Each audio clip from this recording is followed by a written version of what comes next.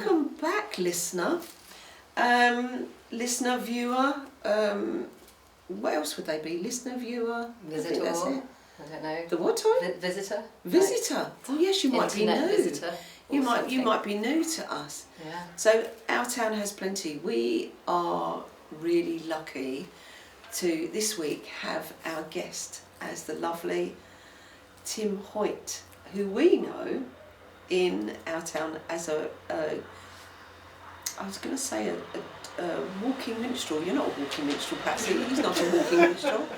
It's an idea for the future, though. It is. This might have to be. It's a bit like walking disco. You could be a walking minstrel. But so singer-songwriter Tim Hoyte, thank you for joining us. So we Thanks cheers. so much for having We're going to cheers you. Cheers.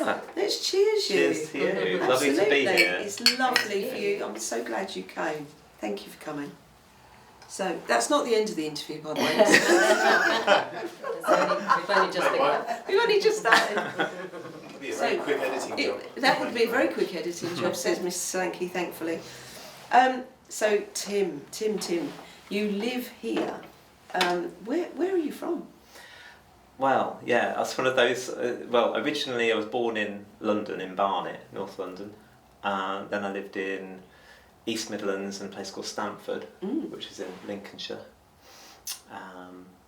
till I was 8. And then I moved with my family to Shropshire, near the border of North Wales, till I was 17, or was it 18? And then I was down here, and I've been here ever since. You've been here since you're 18? Yeah. Oh, wow. Really? Yeah.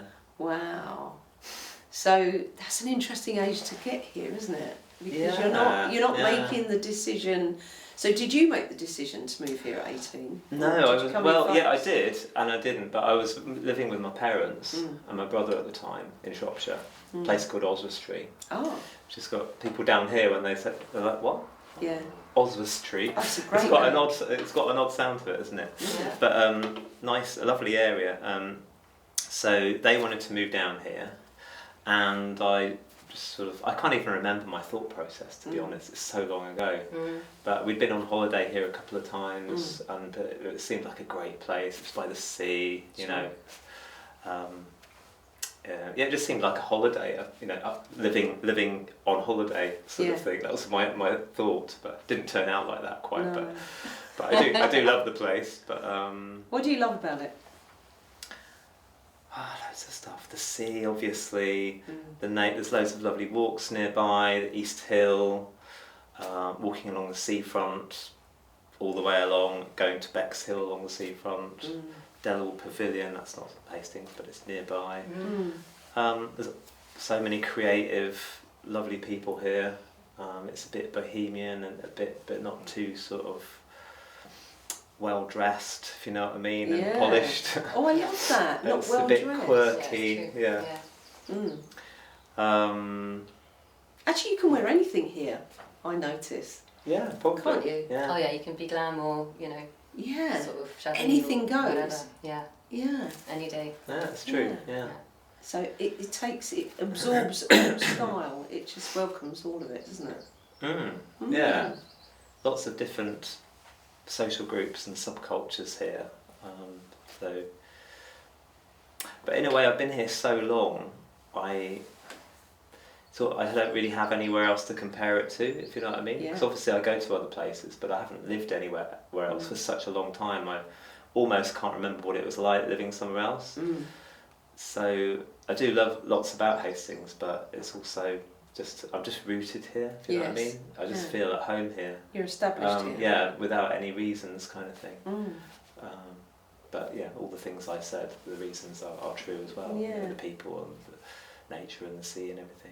You must have seen it change quite a bit since the age of 18 then, in terms of who's here and even the built environment here has changed in that time, I think. Yeah, that's it. I mean, I sometimes have to think about it, or I think things go over my head quite easily just because I've been here so long as well, paradoxically. Yeah. But I mean, I remember the seafront years ago looked less sort of well looked after, and less. It was more sort of creaky and a bit run down. I mean, parts of town are run down and poor and everything still, but there was a time when the street lamps along the seafront used to have a kind of cascading light bulb kind of arrangement back in the day. Oh, that rings Really, a bell. in the 80s, I remember that. Oh, and that now, far back? Yeah. And now we have these pretty lights that shine down and LEDs that are coloured, and you think, I liked the faded light bulb kind of arrangement personally, because it always, by the end of the season, you can bet your life there were quite a few bulbs out, Right. and it just showed, here we are, the end of the season.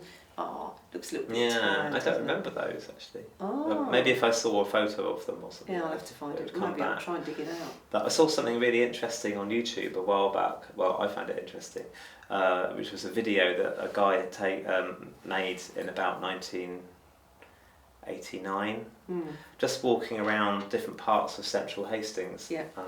It was just Hastings actually. And I found it fascinating because I remembered parts of the town that aren't there anymore. Yes. Some people would find it really boring. Nothing much happens in it. No, the rediffusion shop and the cricket ground. Exactly. Course, No yeah. Priory Meadow. No Priory Meadow. Yeah. No. And just I like seeing old cars and stuff. And Yeah. I go, oh yeah, I used to like those when I was a kid and stuff. Absolutely. So it's interesting. Yeah, So we when had did you move shows. here? 83, Okay. 82, 83. Wow. So you've seen some real changes. Yeah. And I loved all the different phases, basically. and the fact that we're surrounded by creative people with big hearts. Yeah. It's really can-do attitude. That's what I Yeah. love about Absolutely. it. Yeah. And I think you're right. Like each phase of time has some good things about it. Definitely. Pros and cons, I suppose. Yeah. That was 2015, so a lot later. Yeah. Later, No, but you've still seen Yeah. change in that Oh, a time, lot. haven't you? Yeah, for 10 sure. years. Yeah. That's a lot. Yeah. You don't think of it being a long time, but a lot The can pier- happen in pier Hastings. reopened in and 10 all sorts. years. Yeah, definitely. Yeah, exactly. Mhm. Yeah. So you're a singer-songwriter. Tell us about that. Yeah. Well, I wouldn't say I write. I'm not as prolific as some singer-songwriters. So some of the time I kind of, I almost don't feel like that label quite fits. But I've been doing it a long time, and it's certainly one. I've written some instrumental music and stuff, and that's something I'd like to do more of actually, for film and theatre and stuff. But yeah, it probably is the centre of what I do in terms of music. What else do you do with music then?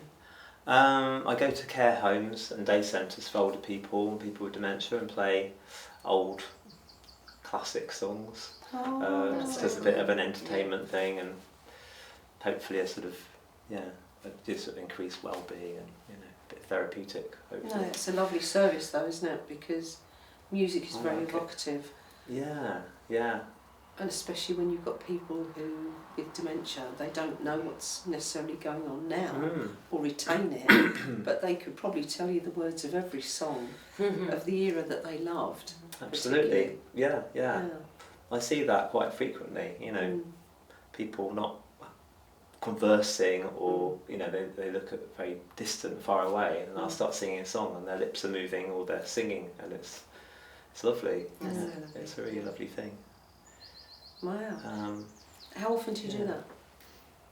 Quite a lot at the moment, probably an average 2 or 3 times a week in different places. All around here locally, or do you go elsewhere? It's just local really, because I don't drive or anything, so it's and train fares are quite a lot. So it's Hastings, Bexhill, Rye, Nice. places like that. Yeah. Is there a particular song that gets requested a lot, or is it different things, or do you kind of initiate?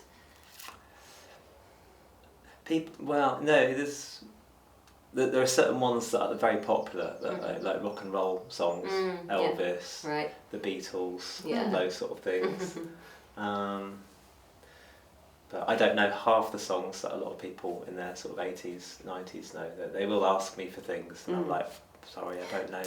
I may have heard, might be a Sinatra song or something, but one that I don't know.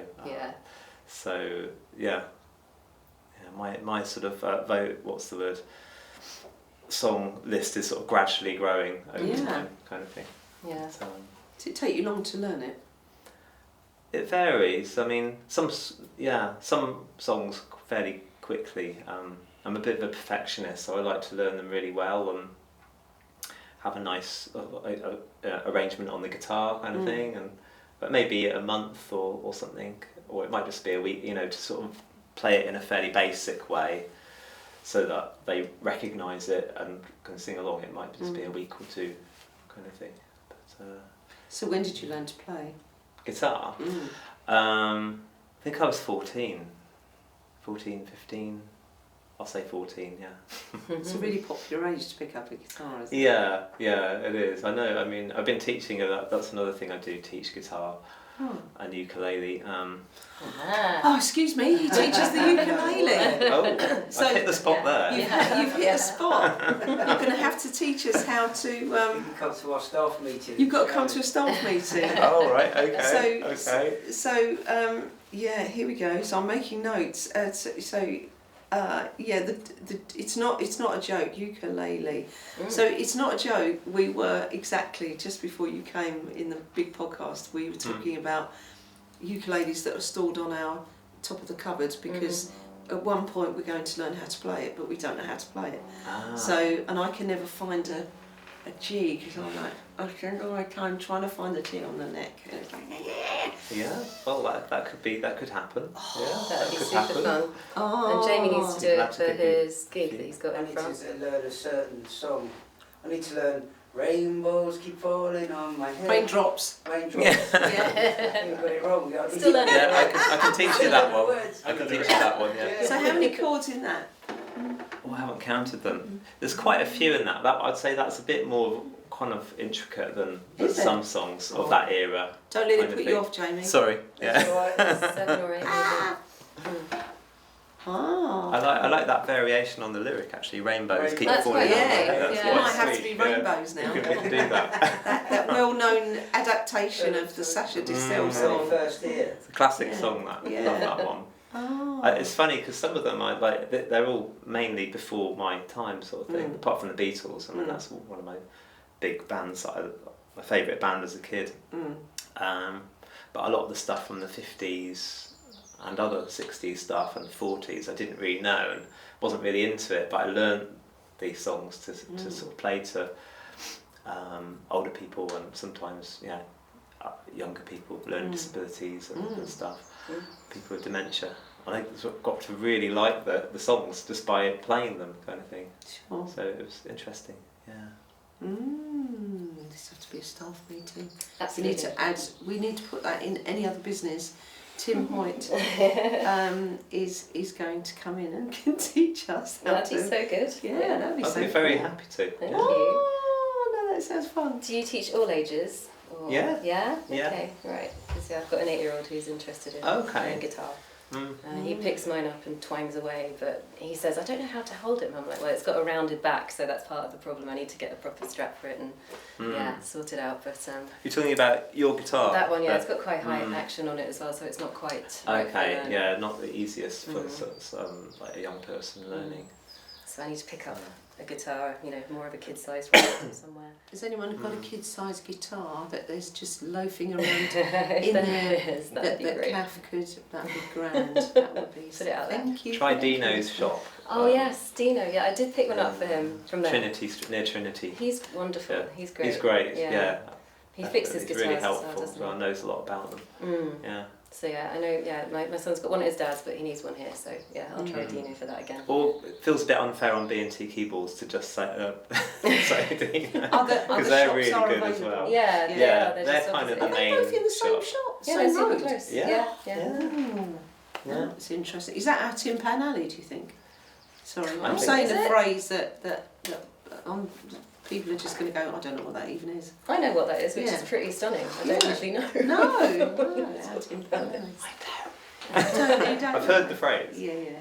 It's in London, isn't it? Yeah. And it's a street full of music shops. Music shops. Yeah. Yeah. Yeah. I only know because I went out with the drummer and he was like, we've got to go there. And bought drumsticks there. Absolutely. Yeah. Yeah, it's phenomenal. Mm. Legendary. Oh, cool. So you teach guitar and you teach ukulele. What else? What else do I teach, or what else do I do what musically? Else? Yeah, what do you do? It's not a job interview, by the way. No, I know. Yeah, nothing specific. I mean, at the moment, actually, something which I'm really enjoying is playing in a little band with a pianist and a clarinet player. Oh, cool. Called Rob and Elena, and they're both brilliant musicians and really nice to work with. Because I've spent a lot of my time being a solo musician, really, and I do really like that. I just sort of it just feels comfortable to me. But I started getting itchy feet a bit a couple of years ago, and just wanting to try collaboration more. Because I got out of the way a bit, as you do. Because I've only ever seen you on your own. Yeah, that's it. Most of the gigs I've done have been on my own, but we've done a couple of gigs this year as a 3-piece band. And what do you call yourselves?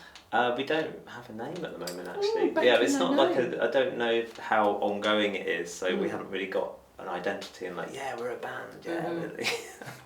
Good. But it's great fun, and we've got a gig coming up at the Philo pub in the Old Town in the High Street on June 22nd.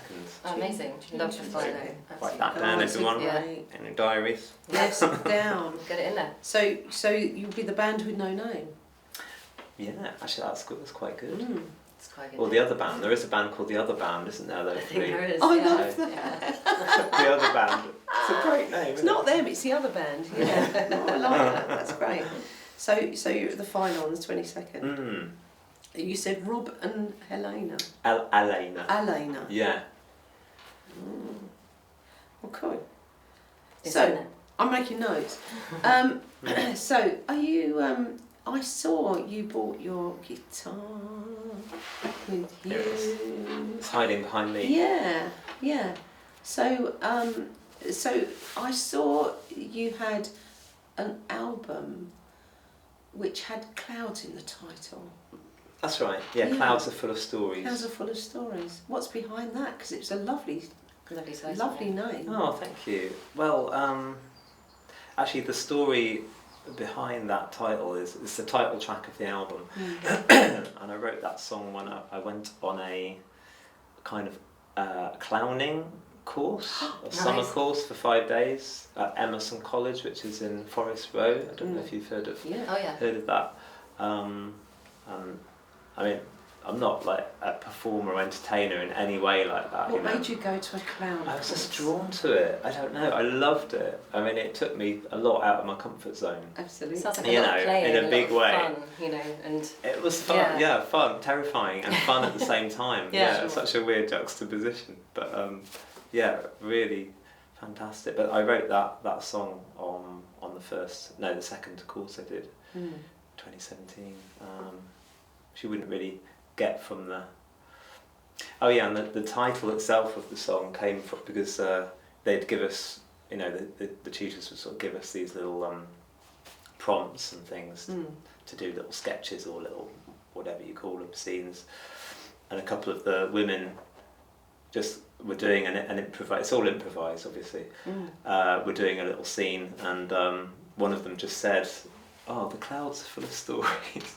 And I just thought, wow, what a beautiful evocative phrase. So I borrowed it off her for that song. And the album. No, I think it's great. Fires are full of stories. I mean, because they're full of pictures, aren't they? Yeah, those two. Good old nature brings us all the best material, doesn't it? It does, absolutely. Yeah. Wow. So, would you like to play something for us? Yeah, I'd love to play a song, yeah. This will be a first for us because we've never had anyone Okay. This is really exciting. Yeah. Breaking out the mould then. Yeah.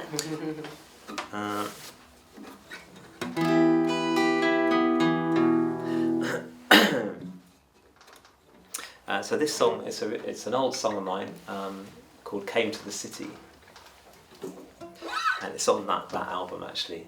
Clouds Are Full of Stories.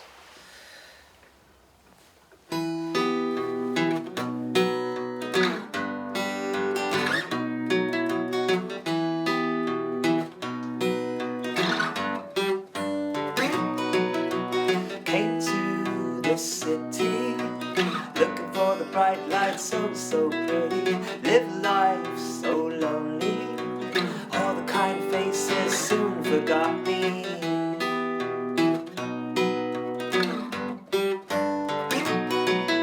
Headlines today, man falls off the world, hits the grave. Pray for the lonely, don't let the cruel world ever find me.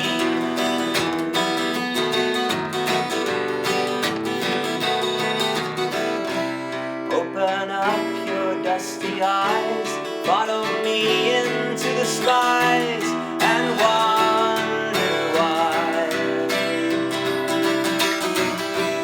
No more grimy city air, never again a prisoner there.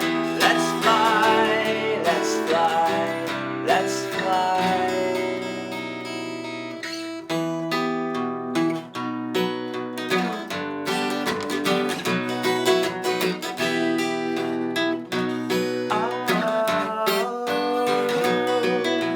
Forget tomorrow, live for the game of joy and sorrow. Don't fly away, give yourself a chance to live today.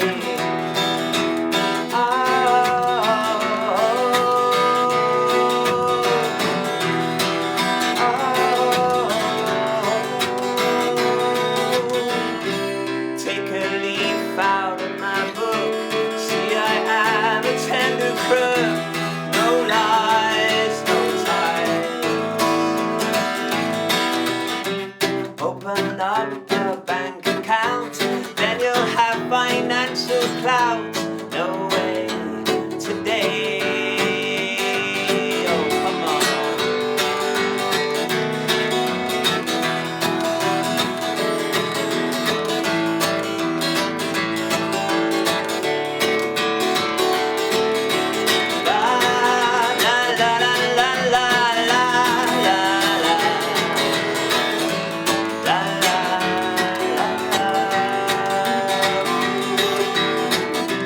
Open up your dusty eyes, follow me into the skies, and wonder why. No more grimy city air, never again a prisoner there. Let's fly, let's fly, let's fly again. That was lovely. Little tiny concert. Wow. Thanks, guys. Oh. Wonderful. That was the Do power. you know what's so lovely?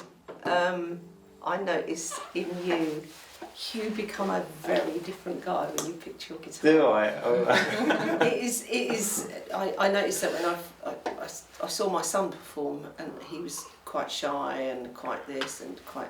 And as soon as he got up on stage, he was a different person. I stood there and said to my husband, I went, "Don't know this guy. Who's this guy? I don't know this guy." That's it, yeah. And I saw exactly the same with you. Yeah, You different just side comes out. It's a big side of you that can express so Just much. the guitar and Thank the voice you. as well. It's So yeah, kind your of, you know, voice is so powerful. Yeah. it really reaches. Well, I've heard as you well. sing It's before, beautiful. but Yeah. Thank you very much. it's Cheers. so powerful. Cheers. Appreciate that. It looked to me from the way you were playing that you may have classical training as well. Have you done I classical don't. guitar? No, I don't actually. Oh, right. No, just sort Ah. of self-taught mainly, but Props to yeah, that. I'm sure I Absolutely pick things props up to off people, other players and Yeah. stuff. Mm-hmm. Excuse me. That's right. Yeah, no classical No trainer, classical. but I've been developing a side of my playing that's a bit more intricate. Mm. That's a bit like reminiscent of that Mm-hmm. in the last few years. Nice. You can Yeah. hear it. Yes, It's definitely. lovely. Wow. Hmm. So the story behind that song. I'm not sure there is much of a story, I'm afraid. Well, it's funny because Some of them just come out of nowhere. It is, you know, I'm singing about being in a city and being a bit miserable, lonely, I suppose, but trying to be a bit funny about it. I suppose I've never lived in a city, and I sort of wonder to myself, what would it be like, you know? So I find it quite exciting going to places like London for the day or for Yes. a couple of days. Yes. But I can't really imagine being a city person, you know, living in a city, really. It's hard work. So I think that song is maybe me kind of saying, yeah, I'm not a city person, but they're exciting places. I love the way you say about it being dusty in your lyric, because it's like, you do feel like that when you get on the train coming back from the train. Anyone who does this journey, you get on the train at Charing Cross, and as soon as you start pulling out and you can feel the grinding of the wheels, it starts to pick up some motion. You think, oh, I'm going home. Yeah, I'm going home. Oh God. Or it's like coming down the A21 when you get to a certain bit on the A21 and you feel, oh, the air is starting to change. It's starting to change. Yeah, I love city life, but I don't think I could ever do it anymore. But no. I thought I was addicted to London until I moved here. Yeah, now you're addicted here. Does it depend partly what part you live in as well? Like if you're out I think so. in a more chilled out place, or Yeah. you've got a big park near you like Hampstead. Yeah, I think it does Probably depend. better than some parts. And it does feel quite villagey in the end when you're there long enough that you do just end up just ping-ponging around the same area rather than traversing it all the time and it taking an hour to get anywhere. I definitely noticed that I was becoming more, kind of just in my little microcosm of southeast London at the end, really. So, more community-like in that way, I suppose. If you're just exactly. doing things more locally. And you get to know all the cafe owners, and it becomes your manor. And then, isn't it strange that that's exactly what happens when you get here? That's true. Yeah, you do. Yeah. And then those are all coming down. The whole thing, the whole thing becomes your manor. That's true. And it's like, no, this is where and I know all the cafe owners, and they all know. And you pull in and you go, usual. It sounds funny. Yeah, I was walking past. What's the one that you go to? The one with opposite Benbow Arts again. It's Casa. Oh, you're talking about Isa. That's the breakfast zone. Yeah, so I walked past there yesterday and I was just smiling at myself to myself about the fact that you know them. I don't. But it was just like, hello. You only have to go in once, and you'll make a friend of you. Yeah, they're lovely in there. Which one's that then? So the breakfast zone is opposite the post office. Kind of like London Road. London Road. So I know the one you mean. Along that stretch. So he's lovely. They're all lovely in there. We saw Ray Gange in there having his chips the other day. Oh, did you? Nice. Yeah, to Gange. Sorry, to Gange is to take a stroll. Now it's a man's name, but it's now become an idiom. Is that the right word? Well, to Gange. What is that? It's a verb. A verb. It's become a verb now. Oh, we made it up. That explains why. So ganging is where you just wander down the end of your road, and then maybe you get to the end of another road, and maybe you get to the seaside, and maybe, but all the time you're sort of chatting with local people, bumping into folk. Yeah. So ganging. Okay. You heard it. Yeah. Yeah. So it says on your website, it says, my songs explore themes of childhood memory, journeys through inner landscapes, the search for connection with the world, and a deeper sense of self. Sounds very cathartic. I just made that up just to sound good. It's very impressive. but it works though, doesn't it? It's hopefully aiming at the truth, Yeah. So, is it a cathartic process, do you think? Yeah, I suppose it is. Because you're two guys. You're this guy. Yeah, I know, Who's, like, I'm talking about myself, but as soon as you pick up a guitar, you become the guy who can say I'm much everything. more expressive when I'm singing and playing music. Well, in a different way. Cathartic. I mean, it's a pretty amazing process, but it's sort of, it's like being in an altered state, really. It's sort of, and connecting to different parts of myself that I don't perhaps usually connect with in everyday life, and without doing music. It's like meditation, I suppose, for me. Yeah, in a way. totally. Is this what made you pick up the guitar at 14? Because there must have been something. I can't remember. It wasn't really that, because I didn't know that state existed. If you know what I mean. And I loved, rock bands like Led Zeppelin and Black Sabbath and Dire Straits and stuff. So I think I just was excited. It was such a rock and roll instrument, And it was like all the girls will like me if I play guitar. Were those the first things? Were those the first things? Was it Smoke on the Water was one of your first things you learnt, or not? Or was it the song that's banned from all the music I don't remember shops? playing that one actually. I don't remember It's playing that banned, one. isn't it? Stairway It's to banned. Heaven probably. Yeah. Oh yeah. And Cream, the band that Eric Clapton was in the 60s, learned a few of those. So I actually played in bands more when I was like in the first sort of 3 years that I played actually than since then. I kind of got together with a friend of mine who played guitar and bass fairly after about, I don't know, it felt like less than a year, but I don't know, time's a bit weird when you go back so far in your memory, isn't it? Sure, yeah. So we sort of played together, and then, you know, we got a little band together with a drummer and another guitar player and did a gig, and that band had a few different lineups and we did a few gigs. Yeah. This was up in Shropshire before I moved down to Hastings, and it was more sort of alternative rock sort of stuff, grungy rock. Grungy rock. Yeah, Did you just say grungy? Grungy, yeah, like I love grunge. Nirvana and Sonic Youth. And, Rex nodding away. Yeah. Yes, it's his band. Same here, yeah. It's his big Okay, yeah, I loved all that stuff back then. Yeah, I still do. You know. Do you have a favourite guitarist of all time? Because there's so many amazing guitarists. You always have to ask that question. Yeah, it's a good question. I mean, you mentioned Eric Clapton and Cream. I thought that might be why. yeah, I don't think he's one of my favourites. I mean, he's certainly really good.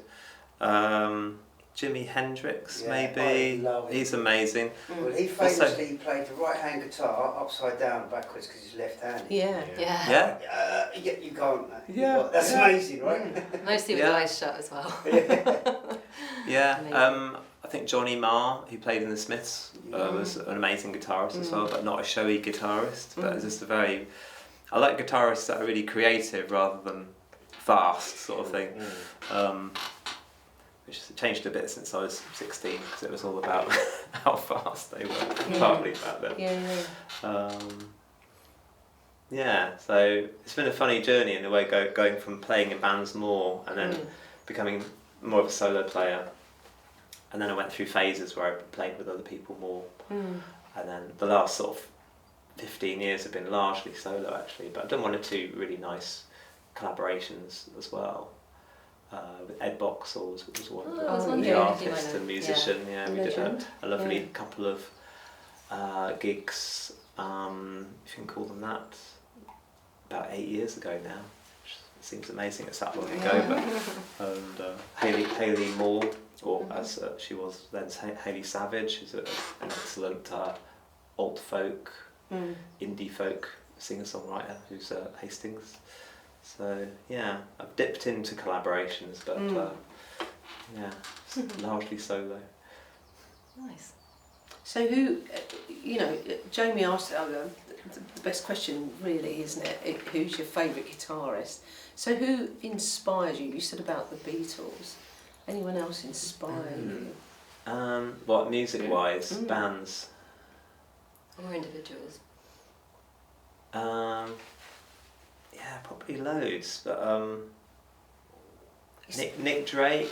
Yeah. Some of the stuff from the late 60s into the 70s, John Martin, Simon and Garfunkel, Sufjan Stevens, who's an American singer-songwriter. But it was weird because I kind of felt like I sounded quite similar to him, even when the first time I heard him, I was like, oh, he's quite similar to me. Maybe he's heard me. Yeah. So yeah. He's playing, I think, in Brighton or Hove at the Old Market. Right. Oh, I love this the weekend Market. It's or such a good next venue. weekend. Oh really? Yeah, I'll find the details and send you it. But thanks. it's either the that weekend or the week. It's at some point. Yeah. So I haven't really kept up with his music so much in the last sort of 10 years. So. I think it's a retrospective of is it Carrie Ann Lowell or how does it? Okay. Yeah, I can't remember what the title of the. Carrie Ann Lowell. It is Carrie Ann Lowell. That one, yeah. I think so. So yeah. Anyway, I'll send you a link to that. Interesting. Nice. Yeah, I'm quite influenced by gypsy music as well. I love gypsy music. Klezmer, Jewish music. Yeah. It's joyful, isn't it? Yeah, and stuff it's like intricate and French clever. folk music. Yeah. So quite a lot of world music, folk music from different parts of Europe mainly, and that seems to find its way into some of my music, Eastern music, Indian music. Gosh, yeah. But lots of different influences really. Back to the songwriting, I was wondering about, do you start with a word or a phrase, or is it more a riff, or does it depend on the day? Yeah, it depends on the day really.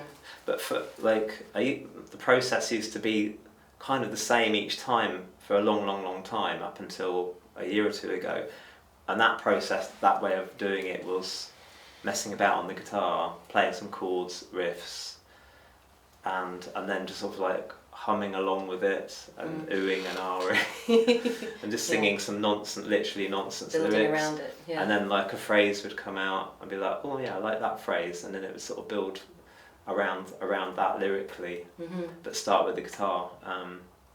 Nice. But more recently I've been just experimenting with other ways of doing it, like just sort of singing a song with no guitar or instrument. Great. And either leaving it like that as an a cappella song, or adding some like keyboard or guitar afterwards, kind of thing. And yeah, it's really interesting because they sound so different. Those songs sound so different to the guitar-led ones. Yeah. There are different flavours and different ingredients, I guess. Yeah, that's it. Yeah. So there's different. I'm trying to just explore different ways of writing songs nowadays, rather than getting into a groove and just doing the same thing. Yeah, you don't want to become formulaic, do you? You want to No. switch it up, especially with all the interests that you have, as you say. All the world is a massive platter, isn't it? And taking from that, we don't want to go backwards and become static. No. Moving on. Well, I had a long dry patch, I was doing music in different ways really, but not writing songs for about 12 years or so. Apart from the one I mentioned, I wrote on the clowning course. But apart from that, it was a very dry patch, and I didn't really know why. I still don't know, but I think it's sort of these things come and go, and you can't really force them. Yeah. But I remember at some point just thinking everything that I came out with just sounded like something else I'd done before, so I just sort of allowed it to fizzle out, I suppose, which was sad at the time, but I think you just have to do that. So did it freak you out that was happening? Or it did a bit, for a while, but I think I just learned to go with it, and I thought, well, I saw it as an opportunity to try other things. Yeah. It's probably musically, what it was telling you to do. I think so.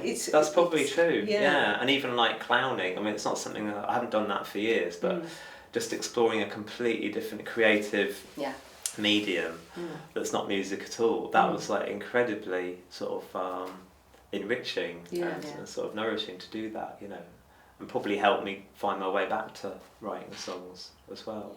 Definitely, because when you go away from your own comfort zone and go into something like clowning, because clowning, let's be honest, is terrifying. Yeah, you've done it yourself then? No, but I was a laughter yoga leader, so part of that was very much about people would say, well, you're just clowning around. I said, well, it didn't start like that. I ended up doing that and adding that in, and actually clowning itself is a sense of expression that we can all do. And I end up doing it an awful lot. But it's innate, isn't it? I think it is, but it's also you're going into unknown territory, because clowning is very spontaneous.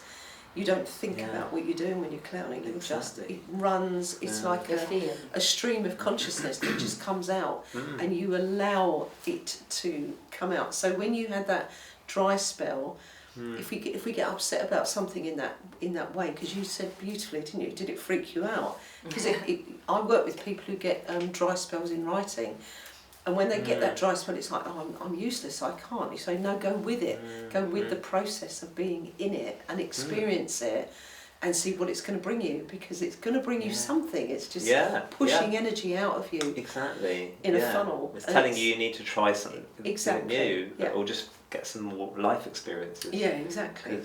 Do something different, because we can get very rutty. We get down in a channel, and it's like here we go, and the more we stay in the channel, it gets deeper and deeper and deeper, and there's less sunlight. I know, it's tempting, isn't it? Because you get really good at something. And sort of. And you just think, well, I'll just carry on doing that then, in the same way, because it's what I know. But eventually it sort of runs out of steam unless you do something, inject something new into it, or do something totally That's right. Yeah. But when performers stay in a rut, the fans love it, because they get more of the same. They expect, But they expect that to come out, and yet when a performer, when they decide, I'm going to write new stuff because I'm at a different stage of my life, and I'm a parent, or I'm a this, that happened with Metallica particularly, didn't it? People got very upset that Metallica had gone down a different road. They said, well, we're older men. We've been families, we've done things, we've cut to a different stage in our life. And their music changed. And the music has to reflect that, doesn't it? It has to reflect that. Where you're at that time. Absolutely, because otherwise you stay in a rut, and the fans won't like it. But the people who actually understand that the transition is required. They'll come with you. Yeah, they will come with the journey. Absolutely. So, do you fancy playing us something else? I'd love to. You said you had another one. I've got another one. This is another old one. I'm going through a phase at the moment where I'm reviving some old songs that I haven't played so much, and because I haven't really written anything new this year. But as we're saying, it's good to not push it. So I'm just but I'm actually really enjoying just going through my older songs and sort of trying them on again and reacquainting. I like that, trying them on, because it's not really nice, isn't it? Clothes, Ooh, I like this jacket. Does this still fit? This still fits. There's a hole I still look good in this. Could I pull this off? Painter decorator, yes. Yes. Can I pull this off? That could be a subtitle. So this song is called Narnia, which, as you probably remember, is from C.S. Lewis's children's book series, and I suppose it was. I was thinking about remembering when my dad particularly used to read those stories to me as a kid, and how they've stayed with me and sort of informed. Well, just the whole storytelling process, really. It's just such an amazing process and gift to give a child, I think. And it sort of helped to inform my creativity. As my parents did in various ways. But the storytelling, kind of the bedtime story, I suppose, which was the most valuable part of the day. Yeah. Absolutely. So this is Narnia.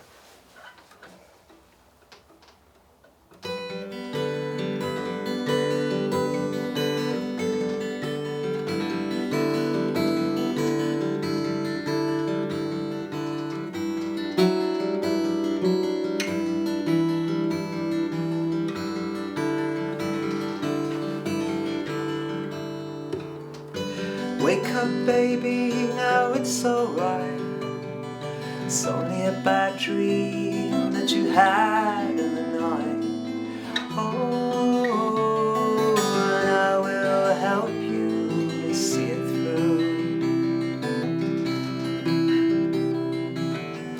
Sit right back and I'll read to you from lakes of Narnia and Tolkien too. Oh,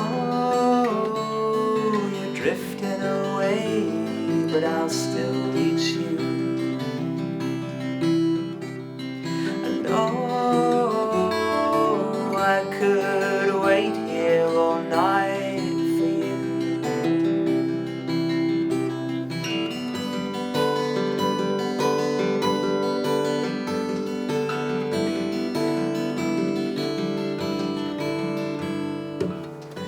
Wanted to send a gift to you to celebrate your brand new room. Oh, and it took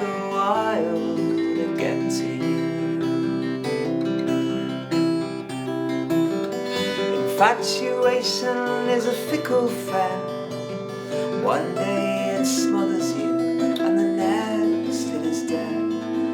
Oh, but it makes a hole in the heart of you. And oh, you're feeling the wind that blows through you.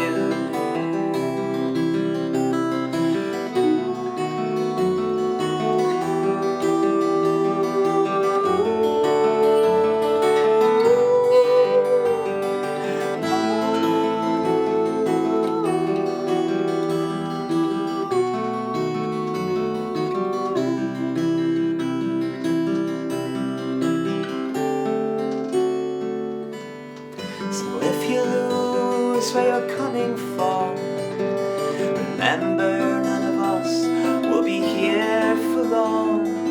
Oh, 'cause life takes it all away from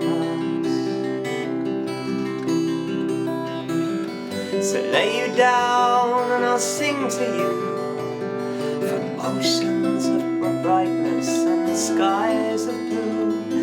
Oh, you're drifting away, but I'll still reach you. Oh,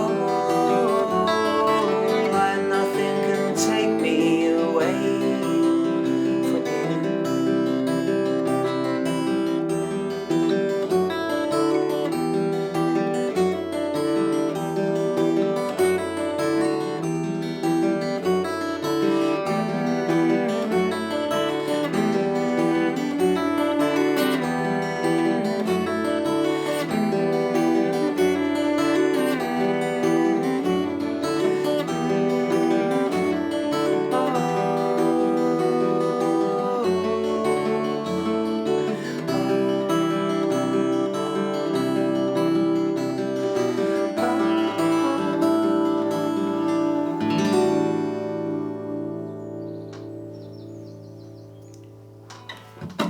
Wow. Emotional. Yeah. Oh, thanks, guys. Wow. Yeah, it makes me emotional, actually. Yeah, gosh. I'm a bit stumped, really. It just took me to my kids and bedtime and how Right. valuable that was. Yeah. Oh. Really. Oh, wow. And the distance and then the closeness again of that, the drifting is, oh, yeah. You got me as well. Oh, thank you. Really beautiful. How long ago did you write that one? 2020 years ago, I Yeah? think. Yeah. Oh, wow. Which doesn't feel that long, but No, it is, which Yeah. is scary. it's weird, isn't it? No, but it encapsulates a lovely memory for you, it sounds like. Yeah. It reminds me of my mum and dad, who aren't with me anymore as well. So, actually, just to add something to when you asked earlier about influences, they influenced me a lot because they were both musicians. My dad was trained as an orchestral conductor and percussion player. Neither of them did their music particularly professionally, once they settled down with a family and stuff. And my mum was a brilliant pianist and singer and composer. She didn't compose like hundreds of things, but so she did some composing, and so it was just, I owe them a lot really, because they provided this environment that was very nurturing to creativity, particularly, and it wasn't perfect like any family, but they were sort of encouraging somehow. Was there music in the house then? Was there Quite a lot of classical, I'd say, and Radio 3 was on a lot. It was constant. Yeah. I didn't really get much classical music when I was a kid, but we had quite a few Beatles albums, so that's mainly what I remember. Which is not that far away from classical, to be fair. fair. No, exactly. It's The quite influences are sophisticated enormous. music, isn't it? Yeah, terribly. George Martin sort of adding classical stuff to it. But I suppose, kids just absorb things in the atmosphere of the home they're living in, don't they? Even if the parents aren't sort of saying, "Oh, are you going to practice today?" Well, actually, that's not that helpful to do, probably. But not encouraging in direct ways, I was probably more into art, actually, as a kid. So I've had that strand in my life as well. I like doing just like, being spontaneous with drawing and just like scribbling around in my journal. Nice. Did you have brothers and sisters? I've got one brother, and actually his name's Jerry. He's 4 years older than me. He taught me my first guitar chords. Wow. And sort of gave me my first sort of lesson or two. He might have given me a few lessons. I can't really remember. Yeah, that's really sweet. Does he still play now? From time to time, but not that regularly. As far as I know. Yeah. But so I owe him a lot. So did Mum teach you piano? She tried to. I think she gave me, occasionally she'd sort of encourage me to have a lesson, have a lesson with her, and I remember learning a bit. Now, I do, yeah. I didn't really go very far with it when I was younger, but I always messed about on the piano. I loved just having it there, and I'd mess about and improvise and stuff. So actually that was a big thing. I didn't even think about that really at the time, but just being able to think around on a piano. Yeah, make friends with the instrument itself rather than it become one of those things that just sits, just furniture. Yeah, exactly. Scary furniture. Scary furniture. Polished and left. Yeah. A very intimidating looking sofa over there. My grandmother had a grand piano, and nobody played. And I used to find that really weird, because I loved, as a child, I loved Chopin. So which sounds like, why? Because my mother used to play a lot of classical music. My mum used to play Chopin. Yeah, so close to my heart. Yeah, Chopin, exactly. And she when she got the iron out, Chopin used to come on, or she would play. It was legendary. All the music she used to play. Most of it classical when we were very small. And then other things would come in, jazz would come in, and blues and other things. But that was much later. But it was very much, we were really influenced by classical music as children. So it wasn't Radio 3 really. It was very much my mum's putting the vinyl on all the time, and So you taught yourself to play. Of course you did. Yeah, I mean, a guy called Chris that I played in these bands that I was in, that I mentioned earlier. I think he probably showed me stuff as well. I guess it wasn't like a formal lessons, but he knew stuff that I didn't know, and so I guess I was learning quite a lot from people that I played with. And we did a lot of jamming like when I was younger, and which was amazing. I sort of got out of the way of improvising or jamming for years and years over the last, 20 odd years, I suppose. I mean, I would do a bit at home, when I'd be writing a songs always come out of just jamming, really, don't they? I guess. But I've got more into improvising in the last year or two, particularly with a friend of mine who's a really good musician called Phil. He's a really good improviser, so we just have these nice sessions where we just make stuff up and change to different instruments. Sure, and, that's lovely. Yeah. We did one of those on Monday. So that's another thing actually. I forgot to mention when you asked me what I'm doing. Yeah. You're jamming with Phil. I'm jamming with Phil. You're jamming with Phil. But in a way, the word jamming, it almost sounds a bit kind of dismissive, doesn't it? People. No, jam's the best. Yeah, not that you said it dismissively, but I think I've thought of it as just having a jam, whatever. It's a bit, It's not just. It's not real music, but it's actually where all the best stuff. Well, it's untethered, isn't it? And you're Yeah. trusting. You're just playing with in other conversation. People. Yeah, exactly that. That's nice. And it's such it's a real skill. Yeah. I never really forgot how to do it, but I lost some confidence about improvising with other people when it was a bit boring doing it on my own, I suppose. But the more I do it, the more natural it becomes, you know. I get like that with speaking French, so if I haven't worked for a while, then I can kind of, you know, I can understand what's going on, but I'm scared of jumping in. It's the speaking bit, isn't it? It's kind of a similar. Yeah, you've got to keep doing things, haven't you, just sort of to keep that confidence up that you can do it. Yeah. So we're kind of rounding up now. So Oh, before I finish, can I mention a gig that I'm doing at Mike Willis's shop? Yes. This is actually the main reason that's for the next. That's the next bit.